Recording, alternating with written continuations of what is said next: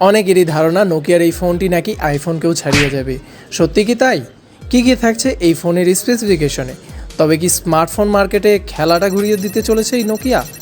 এই সকল প্রশ্নের উত্তর পাবেন আজকের এই ভিডিওতে। তো চলুন আজকের ভিডিওটি শুরু করা যাক।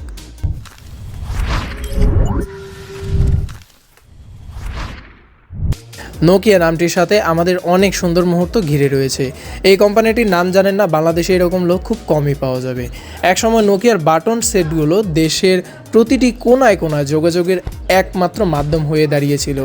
বিভিন্ন ভুল সিদ্ধান্ত আর নানান কারণে ডাউনে চলে যায় এই কোম্পানিটি, কিন্তু এবার ঘুরে দাঁড়াতে চায় নোকিয়া। প্রায় 7 বছর পর নতুন লোগো প্রকাশ করে এরপর একটি আগমনী জানান দিয়ে বার্সেলোনার MWC 2023 সম্মেলনে নোকিয়া দুইটি ফোনের ঘোষণা দেয়। একটির নাম ম্যাজিক ম্যাক্স আর অপরটির নাম নোকিয়া C99। অনেক ক্রিয়েটরই বাড়িয়ে ছাড়িয়ে দাবি করছে যে এই ফোনটি আইফোনেরও ঘুম কেড়ে নিতে চলেছে। আদৌ কি এটা হতে চলেছে? দুটির মধ্যে নোকিয়া ম্যাজিক ম্যাক্স আগে নামতে চলেছে। শীঘ্রই ভারতের বাজারে এই 5G হ্যান্ডসেটটি হাজির হতে পারে। ফোন দুটি ফ্ল্যাগশিপ হতে চলেছে, তবে পাওয়া যাবে ফ্ল্যাগশিপ ফোনের চেয়ে অনেক কম দামে। বিগত কিছু দিনে ফোনটির স্পেসিফিকেশন, ফিচার্স এবং দামটি পর্যন্ত ফাঁস হয়ে গিয়েছে। তবে এই ফোনটিতে কি কি আছে সেটার দিকে প্রথমে তাকাই।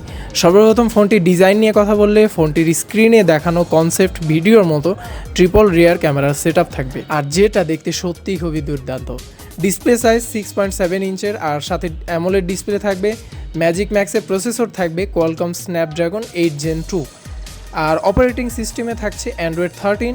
র্যাম রোম নিয়ে কথা বললে ফোনটিতে 8GB র্যাম এবং 256GB রম থাকবে। আপনারা চাইলে 512GB রমেরটাও কিনতে পারেন। এবার অন্যতম ইন্টারেস্টিং টপিক নিয়ে কথা না বললেই নয়, আর সেটি হচ্ছে ফোনটি ক্যামেরা। ফোনটিতে ট্রিপল ক্যামেরা লেন্স থাকবে এবং মেইন ক্যামেরা থাকবে 108 মেগাপিক্সেলের। তারপর 16 মেগাপিক্সেলের একটি আলট্রা ওয়াইড ক্যামেরা আর 5 মেগাপিক্সেলের ম্যাক্রো শুটার। আর সেকেন্ডারি ক্যামেরা অর্থাৎ সেলফি ক্যামেরাতে থাকছে 64 মেগাপিক্সেলের একটি ক্যামেরা।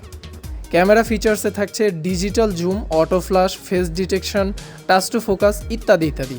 আর ব্যাক ক্যামেরায় 4K 30 FPS ভিডিও করার সুযোগ আছে।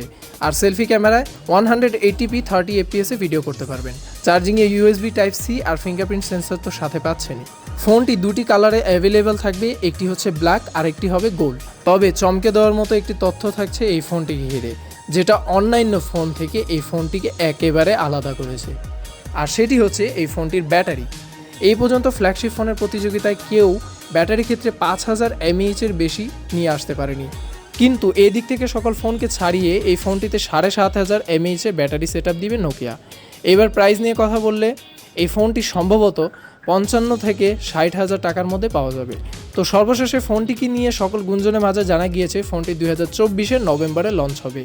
ফোন নোকিয়া আনুষ্ঠানিকভাবে ঘোষণা না দিলেও বিভিন্ন গণমাধ্যমে এই ফোনের ডিজাইন স্পেসিফিকেশন নিয়ে অনেক আপডেটস দেখা যাচ্ছে, যেটা আপনারা এই ভিডিওতে দেখলেন। আর আমার বলা সকল তথ্যই যে 100% অ্যাকুরেট হবে তা নয়, এই ভিডিওতে দেখানো স্পেসিফিকেশন ছিল কালেক্টেড। তো বন্ধুরা, কেমন ছিল আমাদের আজকে ভিডিওটি? আপনারাও কি নোকিয়া ফোনটি নিয়ে খুবই এক্সাইটেড? কী ভাবছেন আপনারা এই ফোনটিকে নিয়ে? সেগুলো অবশ্যই কমেন্ট করে জানাতে ভুলবেন না। আমাদের এই ছোট্ট চ্যানেলটি সাবস্ক্রাইব করে পাশে বেল বাটনটিও এনেবল করে দেবেন, যেন এরকমই ইন্টারেস্টিং ভিডিওর নোটিফিকেশন সবার আগে পেতে পারেন। Till then, stay happy, stay কুল।